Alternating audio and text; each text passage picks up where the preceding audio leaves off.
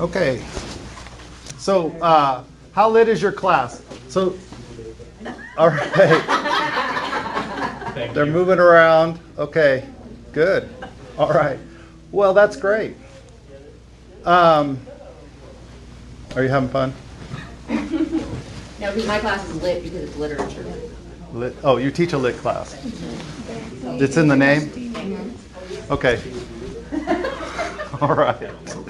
Okay, so what we're going to be talking about today, my learning intentions. I'm going to give you a little quiz later on, but what did I talk about last time about what goes on in your brain? Does anyone remember? Amygdala hijacking. So that's kind of the negative side. When we see students doing negative things, we're going to kind of go to hopefully the opposite, to a positive side. So that was kind of, don't do these things. Don't trigger these bad things. We're going to move to, let's trigger the good things. Okay? It's kind of, that was my thought process. And I sent an email to Alyssa. Look, I'm way into this stuff, and anyway, I'm sorry. You're the trial run. It may not be perfect, but I'll do the best I can. Hopefully you'll learn something today. That's the best I can do today.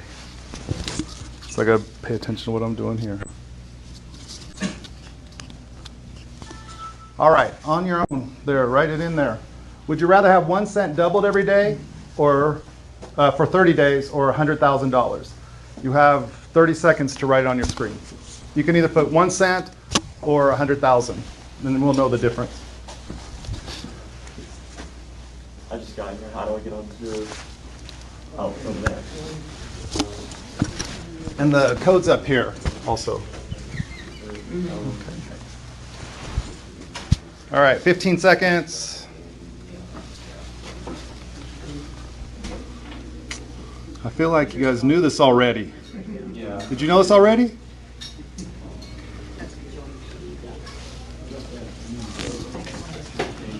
All right, let's do so that's predict. Let's do an estimation. If you did the 1 cent for 30 days, how much money would it be? Yeah, It's just an estimate. more than one. Write it down. $1 million. Awesome. Whatever you think it might be. All right. I don't want to take too much time with this stuff. $1 billion? No, come on. Millions. Millions. Principal money. Wow. Okay. All right. We're going to keep moving on. All right. So next topic, this is the formula for dopamine because I need to get some science in here and this sort of thing. Do you care that I didn't tell you how much money you'd have? Yes. Why? I need the right answer. It has to relate. You can't just jump and not answer a question. Why not? Because I have ADD and you can't do that. Okay. Does it change your life if I do that? Yes, for a minute. For a minute? Get a little angry. Are you It's just, confusing how's it confusing? because you had one slide and you asked us a question, we answered the question, and then you move on to something that is totally unconnected. Disconnected, so Yeah. it's not following? Yeah. Isn't there a question out there that you want answered? Right? Isn't it like you just want that question answered? You have an itch that you need to scratch, right? Is that how your class is? What were the two things we did? We did a prediction. So you want to figure out if your prediction was right, and we did an estimate. How close was my guess? So those two things, your brain's being flooded with dopamine right now, unless you already knew the answer. Those are the two things that humans really love. Predicting, in fact, most of the time, all day long, we're predicting what's going to happen next. And anytime that's different than what we predict, that's a survival instinct. And that makes us curious, why is it different? That sort of thing. So that's really what we're getting at. Hopefully all of you had a dopamine response, which that's really what we're going to talk about today, is dopamine responses. So anyway, all right. Here's your answer. Did anyone say 5 million? 4 million? Over 1 million? Is that good news? So, if you go to the casino with 1 penny and you double it every day, I think that's how it works. Yeah. I believe you have an addiction. Yeah, great. I'm glad you said addiction because we're running into addiction, habit, all of those things, and why some of that stuff happens. So, all right. This is your test from the. This is your test about what which part of your brain acts as a switching station. Wait. As sensory input is collected. As things come in, where does it go to in your brain and gets switched to either to your higher brain or stays in the lower brain? I'll help you out.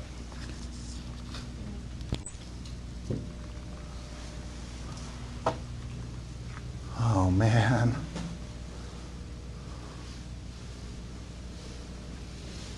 Okay, is anybody 100% sure they're right?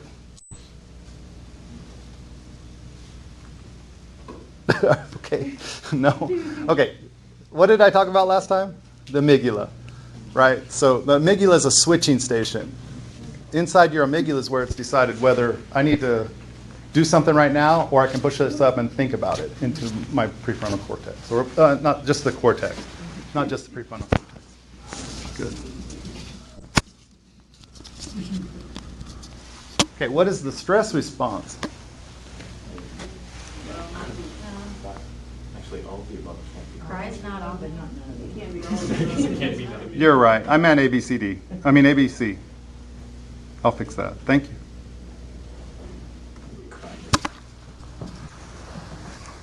So it's, does anyone remember? Fight, flight, or freeze?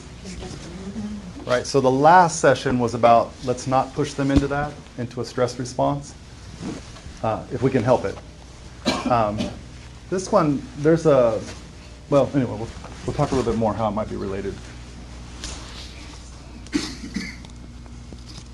I'm feeling like a better teacher. Finish this sentence in your own way. Boredom is...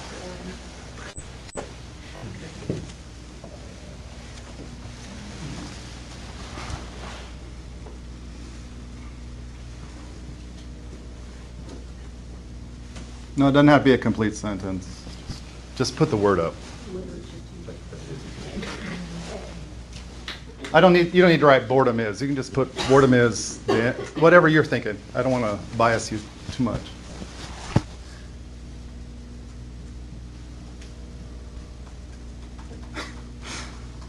Yeah, typically we don't, boredom is boring. We usually don't use the same. It is boring? It is. I mean, it's a never-ending cycle. If you're bored, you become,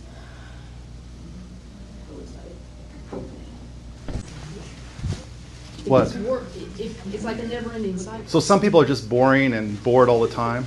Yeah, and they can't get out of it. So They're stuck in it. right. So boredom is boring. I think it's boring to the people around you. You are bored because you're no fun. Okay. All right, so let's see. A lack of wine? Come on. Terrible, no good. Lack of curiosity. Lack of understanding what's going on. A creative opportunity. Freedom, contagious. Lack of interest. Just an emotion. Unusual for me. Tired, lack of interest. Great. All right. So there's an article down here. You don't need to open it yet. So what they're saying is boredom is stress. Boredom is a form of stress, which I had never thought of boredom as stress. And so last time, we talked about stress responses and that sort of thing. So stress or distress, right? If I'm bored, there's a problem and I need to do something about it. For me, it was a different way of thinking about stress. Boredom. I thought boredom was you're just, like just the same things you put, not lack of interest, which is all true, but I never thought of it as a stress.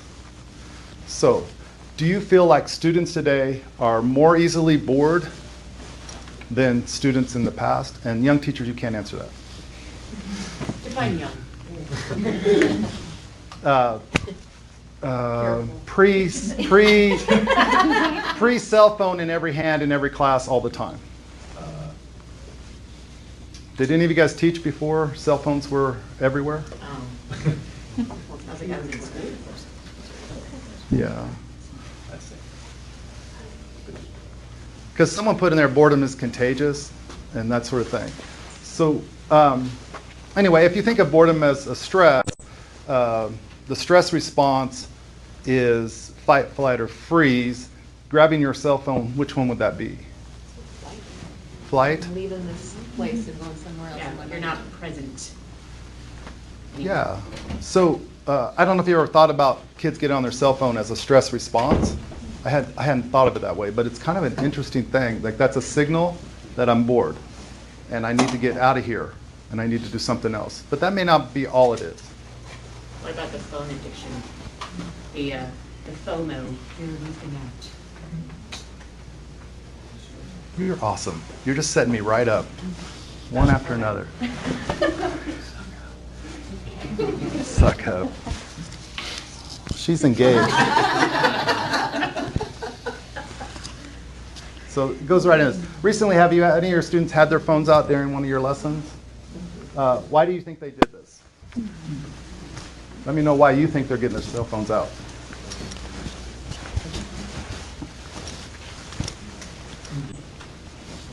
I'm doing this on. And if you're not teaching, have you been at any meetings with teachers and they get their cell phones out? Have you been with any administrators and during meetings they're getting their cell phones out? So it's. So I don't want you to think I'm just picking on students. I'm picking on everybody except me.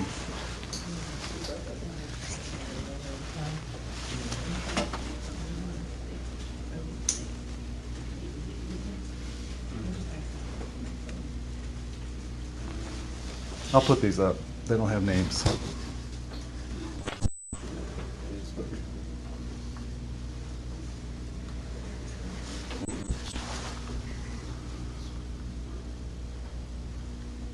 I don't know what that's doing.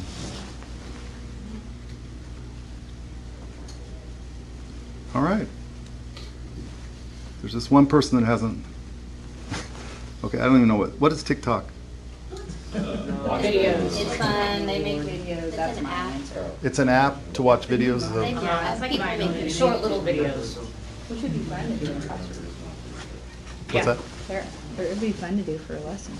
TikTok in a lesson? Apparently you're not very lit or super good, Roger. If you don't know what TikTok is. Okay, so this got really personal really fast. I did not ask if you were lit. I asked if your class was lit. Oh, well, lit has a total other meaning too. It does? Yeah. Well, I'm trying to be down with the lingo, but. Yes. When you say it like that, you're not down with the link. Okay, so I don't know. I thought if I scrolled, this would come up here. So some of them have given up. They can't pull themselves away from other conversations. They need to know what's happening on social media. They're looking for a dopamine fix. They need a mental break.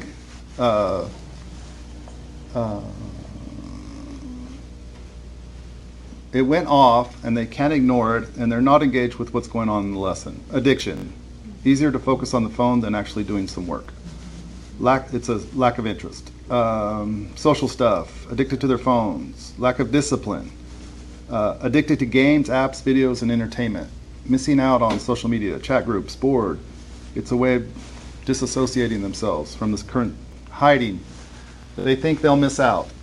TikTok is fun. They think their phone is more important than the class. Great. Very depressing. This is what I usually hear from students. It's an emergency call from home. I have to take it. Oh, yeah. Parents actually. I needed to check the time, but I forgot where the clock was, so I have to get my phone out to check the time. Forgot to charge my Chromebook, need to use my phone to access Google Classroom. Or boredom. right? Class is boring. So, how did we get in this situation? How come the phones are so addictive? Their whole lives are on it. Because they're designed to be. They're designed to be. Okay. So, that's where. Can I get that out of order? Oh, there we go. Why are phones so addictive? So, have you guys heard of this book, Hooked? Apparently, none of you have started a company. So, you're not. None of you guys are building apps and trying to get rich off apps. So this is the book. So this guy, I don't know how to near it all. He lectures at Stanford Business School about how to get people hooked and what kind of companies to invest in. That's his thing is how do we get people hooked on media and those sorts of things. And so Silicon Valley, like he didn't discover this. He just went and started putting this in order. And this is what they're trying to do. Because what he wants you to do is he wants a really small company that gets lots of people hooked on it, so it goes to an IPO and everybody gets rich. So this is how you do it. And I'm sorry about these numbers. They put them in the wrong order. So the first thing you need is a trigger. So what would be an external trigger on your phone? The buzz, the sound, the light flashing. Those are triggers. What would be an internal trigger? I'm worried about it. I want to know if there's something there. Do you mean, Go back to my question before. This isn't interesting. When I'm not interested in something, I'm triggered to do something about my boredom. So that's my internal trigger. As soon as something's a little bit boring or I don't get it or something, I'm going straight to my phone because I get my phone. Does that kind of make sense? So Silicon Valley is just working like crazy to set up these triggers for you, to somehow trigger you to pick up the phone. Or not just the phone, but pick up, some people talk about, pick up the game, the social media app, whatever it is, the music app, whatever it is that'll get me out of boredom, that kind of thing. And so once you've got someone triggered, then we go down here to action. What is the simplest thing they can do? How simple is their phone? Super simple. Is it hard to get on Facebook? No. Right now, if I timed you, how fast could you get on Facebook on your phone? Right. They've made it absolutely the easiest thing to do. So easy. Yeah, if you ask someone to crack open a book, how long would it take them to find the... right? So that technology is pretty tough. And then once you get to Facebook, do you ever say, I'm going to limit myself to... I'm just going to check this one message? And does that happen? I have a timer on my phone. You have a... So you're... Social media timer. Wait, I should say this. His most recent book is How to Break the Addiction Cycle to social media and those sorts of things. Okay. So so we've been triggered. I'm bored. I need to do something about it. I get my phone out. I notice I have a Facebook message because there's a red dot. There's something there to let me know. All I have to do is punch just that one little thing, and then I'm here. And I'm starting to get my reward. Okay, so is the reward fulfilling, yet leaves user wanting more? So we get on Facebook, that's that part. We get on Facebook. I read that message, but then I noticed there's another message, or someone responded to that message. I want to see what they said. And all of a sudden you're lost in Twitter or Facebook or Snapchat or whatever social media you're on. Or you start playing a video game, you think you're going to stop playing it, but you're doing well at this level and you get to the next level, but you're not doing great at that level. So you want to stay at it till you get that one, because you know you just got the last level and so you're hooked on it, right? And you want to keep going. Instagram has talked about, I mean, I'm not really on Instagram, but there's some recent articles about how they're talking about eliminating how many likes something has, so then people can't see how many likes they're getting. Yeah, so that goes over here. The like button was to get you to stay on it and come back to it because you want to see how many likes you got. Facebook does the same thing. It wasn't an accident there's a like button. And that's how you keep score on social media. and people like to keep score. And so you put something out in the world hoping that it'll connect. You're not 100% sure, so you're just always fishing for the next thing. Going back, so here's the big deal with dopamine, or one of the big deals with dopamine. We're going to go into this a little bit later, but let's see. I don't know which analogy to use. Let me think about it. School appropriate. Make sure it's lit. Huh? It's not going to be school. Oh, yeah, be lit. Okay. Not you personally, but have you ever noticed someone has a romantic interest in somebody? None of us have romantic interests. Not you. I'm talking about the literature you read, that sort of thing. Oh, yeah. Think Romeo and Juliet, that kind of thing. Okay. Then they go through the courting process, the dating process, they get married, and they've lost that loving feeling. Well, that happened in 8 hours. What's And that? they didn't even know each other. Yeah. So that's a bad Romeo example, and but, Juliet, that was your mistake. yeah. So don't say Romeo and Juliet, because they didn't really know each other.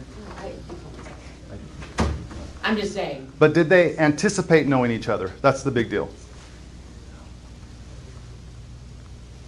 What was the fun part? The fun part of a relationship is the Oh. flirting and the getting to know each other right at the Well, they beginning. barely had that, but like, the fun thing was, oh, I'm not supposed to talk to you. Right. Okay. What Let's I'm, not marry you. what I'm trying to say is the hunt, trying to find a date or partner, is the interesting part. Once you have it, then people start getting tired of it. Once you know it's 100% sure, there's no danger involved, there's no risk in it, it's not near as interesting. And dopamine, actually, the second you start to feel that it's easy, not a challenge, it plummets, it drops down. Now, maybe the next one will be the next one I'll come to is about how to stick with things. So we're talking about serotonin and oxytocin. Those will be the next hormones. Maybe we'll put together something on that. So I'm not talking about that. I'm talking about the hunt. So what he says is there's 3 primary motives. Tribe, social media, you want to be with your tribe, your people. Isn't that what social media does? And what's really cool is you can identify with the people on social media that you don't even know. You don't really know them, you just know their social media presence, but you are as hooked as if they were part of your family. Right?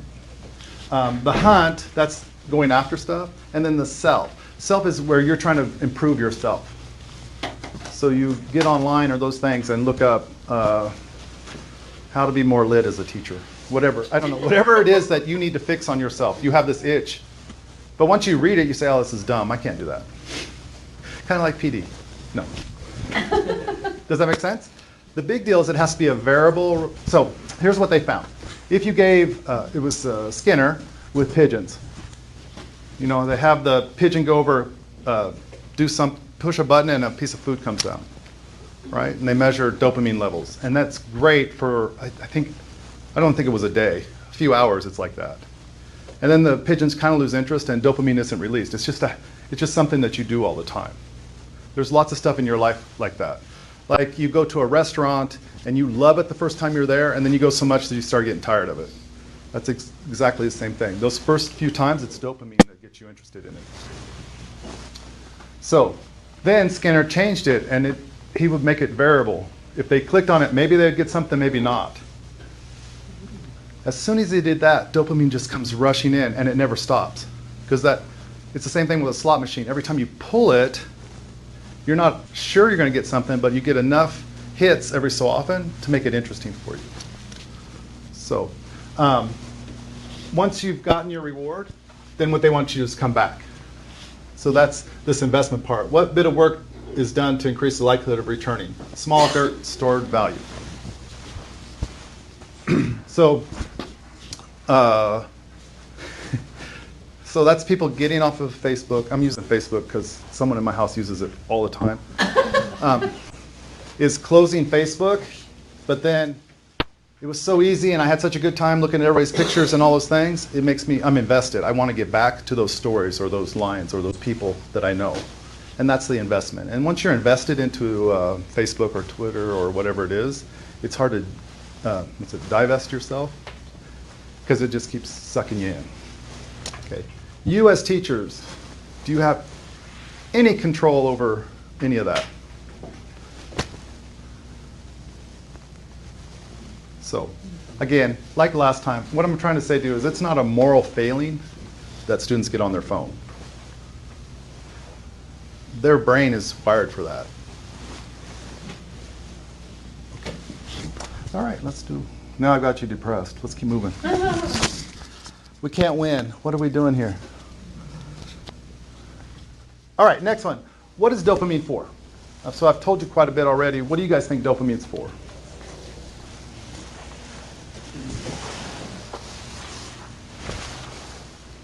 Or what have you heard it's for? Wouldn't it prepare us like we were Neanderthals hunting for the hunt? You bet. Yeah.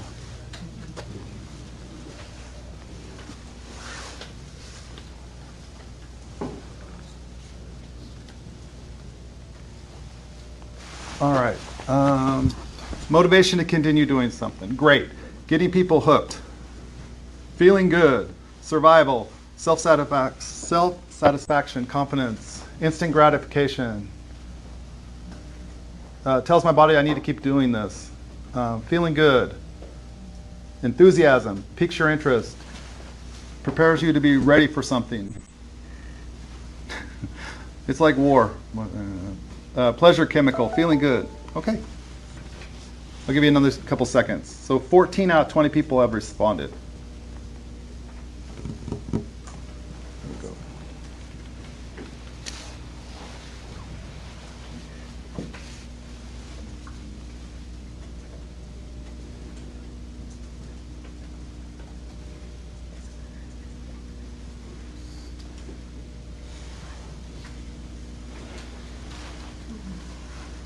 All right. Okay. So here are the things, I'm going to give you a second, kind of look through this. And think about that loop and see where some of these things might fit in the loop.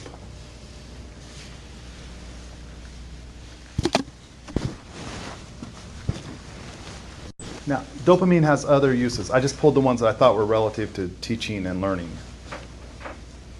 If your dopamine's not being released, it's hard to walk. It helps with motor control. So if you have very low levels of dopamine, it's hard to walk. So it's like most chemicals in your body, it does lots of stuff. But these are the three I thought were related more to what we're doing.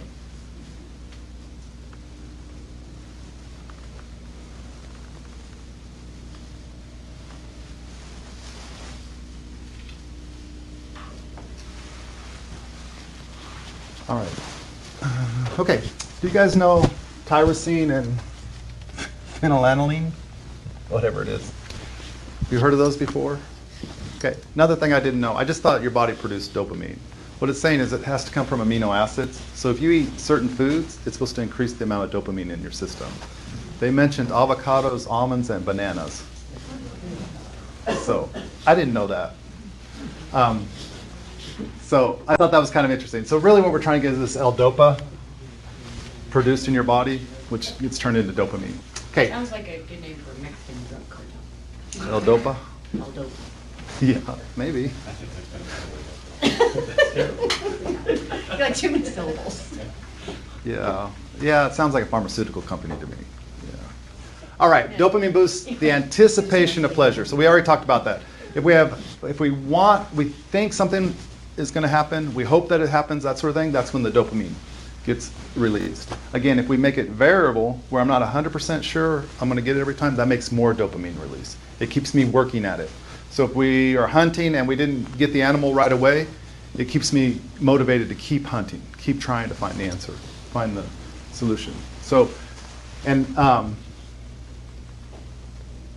let's see. So here's some sex, games, tasty food, and drugs, right? So cocaine, all of those types of drugs mess with the system. Okay, the next one. Dopamine improves memory and learning.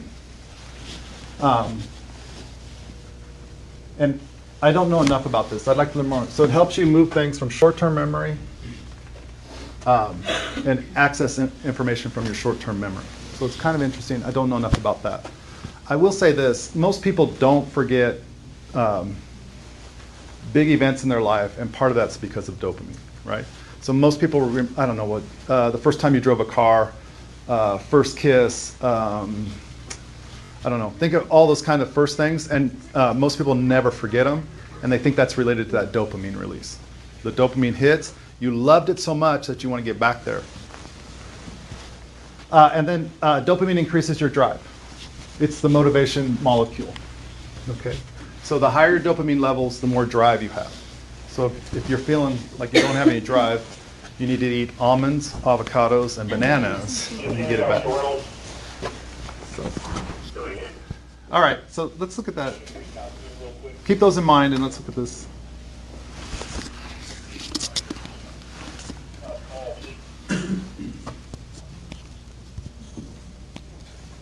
All right. Trigger. Of those three, what things might trigger students for a dopamine release in your class? We're going to get into some of this other stuff, but I want to start talking about teaching. Should we start dinging? Dinging? I don't know. Let's see. Do you have routines in your classroom where certain things happen, they know what's going to happen next? Okay. How often does that work? Every day? All the day? What do we say about variable rewards, or when it's always the same thing? And they're like this. It goes, there's a less amount, they're less excited, they just kind of go, Right. If you do the same bell work every day, is that going to be a motivator to get them in there? I don't know what your bell work is, or any of those things. I don't know, but if you mix up your bell work and they're not sure what's going to happen. What happened when you guys walked in here? What did lots of you say to me or think about when you walked in here? different room setup. Yeah. Was that an accident? Were you wondering what I was going to do to you? You have a survival instinct. I changed the pattern on you, the pattern of the seating. And you may not be sitting next to the same people you always sit by. So I changed the pattern on you. Hopefully, maybe not even noticing, you're a little curious why we're sitting like this. And that's why I asked you, why am I doing this? Those kinds of things. So these little changes can help to draw interest, novelty, curiosity into your classroom. So I was trying to trigger you with the seating arrangement. And that I use all this fancy technology. Does that trigger you? No. Since we're here, all of you are using swivel, right? All of you are using Paradex, right? Yes. Okay. Well, anyway. Let's see. Action. So this is the part that motivates you. It motivates you to an action, right? Keep the motivation going, right?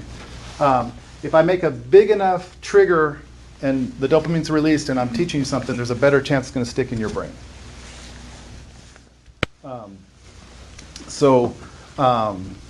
I'm not sure. Have you had any really interesting moments in your class this week, this last couple of weeks? That if you went back and talked to the students, they would say, oh, I remember that, or that's what I remember? Okay, if you haven't, if you're just grinding away, that may be a lack. I mean, you might think about trying to figure out ways to get more dopamine release, more anticipation, that sort of thing. And then I'm going to skip the reward. We kind of talked that through. No. When do you guys put it up there? When do kids shut down in your class? Fourth hour. Fourth hour. After fourth Why? hour. Tired. They're tired. Are you teaching the same class? Sometimes, yeah. Well, I mean, what do you mean? Well, do first hour Same, students act same. different than fourth hour students? Oh, yeah, first hour is totally different than fourth and seventh. Like, off the And is it because of the students or the time? could be a combination. Or was it like that last year? Yeah, it's always, the seventh hour is always like just off the wall. They're just out, they're tuned out. What are they anticipating? Leading. 3 o'clock. Yeah, okay.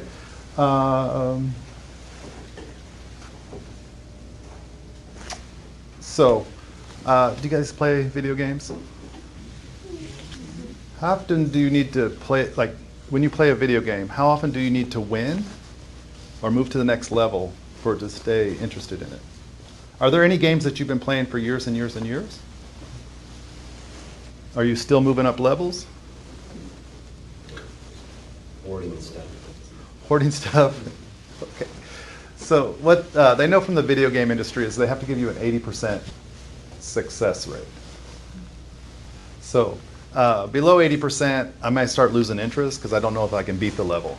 Above 80%, it's not interesting because the game's too easy. So right around 80% is kind of the sweet spot for video games. I'm not sure in your class. Are your students, as an average, averaging their score of 80% in your class?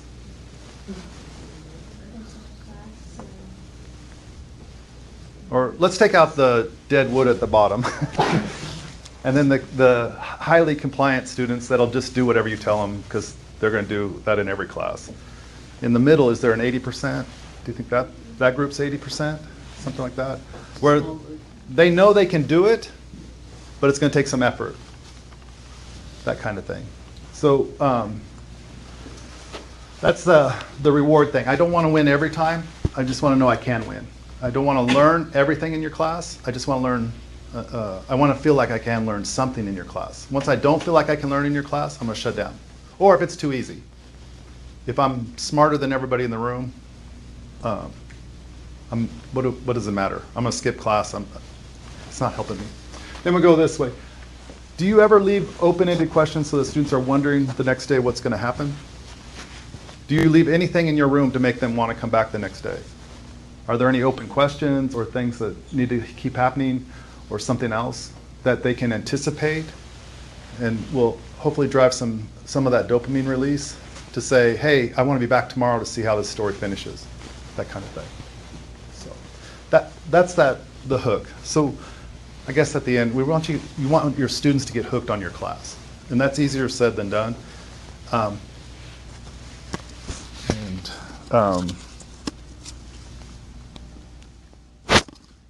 we need to be like drugs. Well, we want the anticipation. It's called anticipation. It's response, or it's called the reward response, and it's called the addiction response, right? So addiction's probably the negative side of that, because you keep chasing the high, that kind of thing. But the same thing for your class. So I thought this was kind of interesting, again. So there's the actual reward, but the dopamine's released because of the expected reward. So when I go in and the actual reward is higher than what I expected, then I have higher levels of dopamine released. But if I have this high expectation and the class or the reward is very low, I have a very low, maybe no. You can't have a negative dopamine release, right? You just don't have as much release, that kind of thing. So it's I don't know. So the real thing here is novelty and unexpected reward is key to a dopamine trigger. We have to find the sweet spot.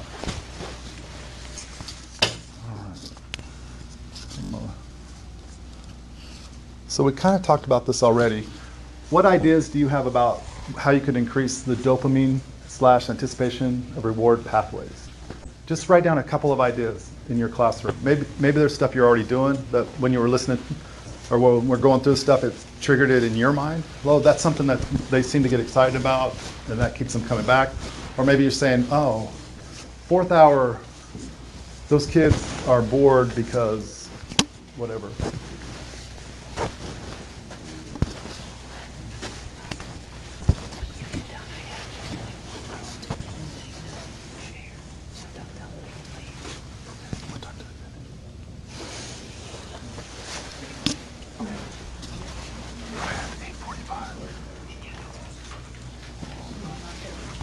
Good job, you guys.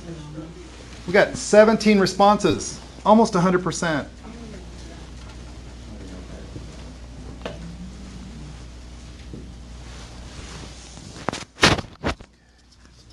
All right, my last slide.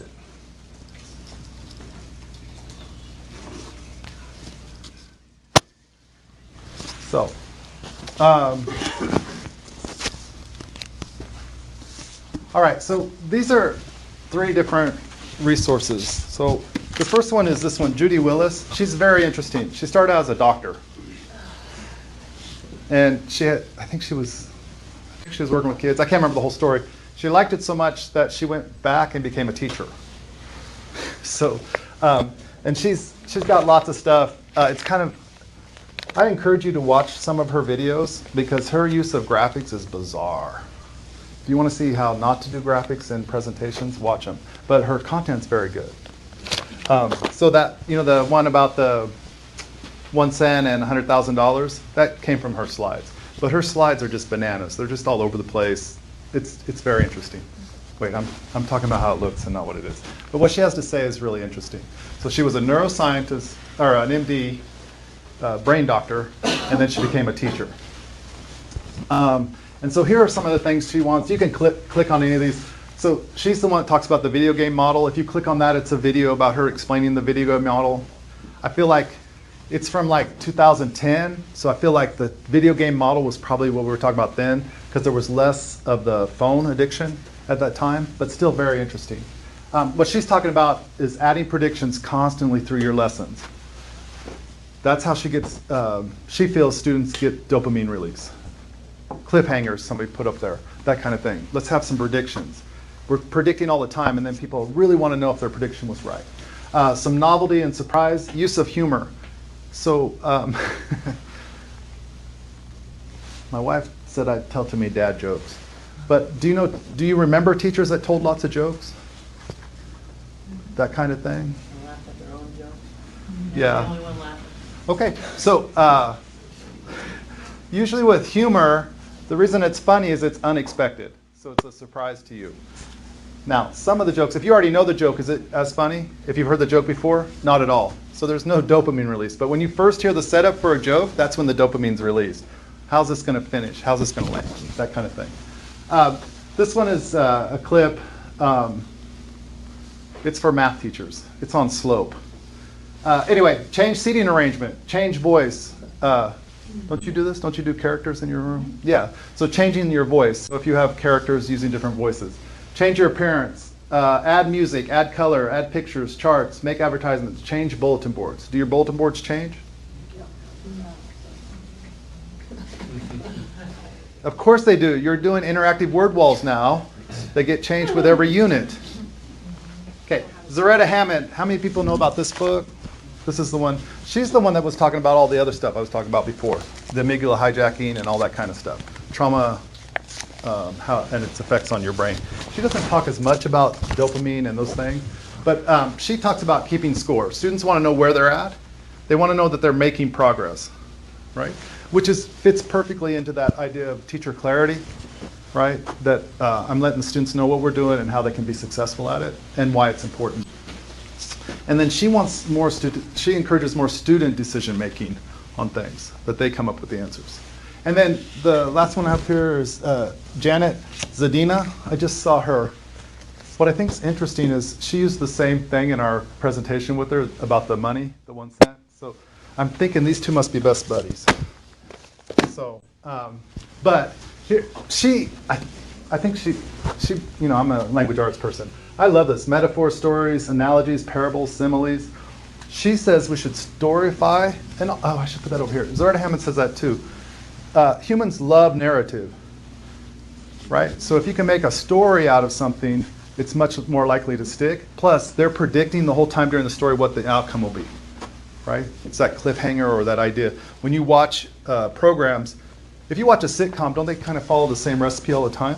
But you're still watching them because you want to see how they solve it, how it comes out, how the conflict is resolved, that kind of thing. She talks about productive struggle. Sometimes teachers feel like my class is too easy, and it may be for some students, but that productive struggle piece, that students want a struggle, right? They don't want to get 100%, they want to get 80% brings them back. And then she talks about backward teaching, where you demonstrate something first, and then you go back and explain all the steps to them. That sort of thing. So those are just some ideas. Anyway, thank you so much. Hope you got something out of it. Hold on. Laura's I got. have one quick thing. So, I'm gonna send this out in a email at the end of the. Dustin sent out the graduation rate stuff yesterday, I think. 5 of those kids in their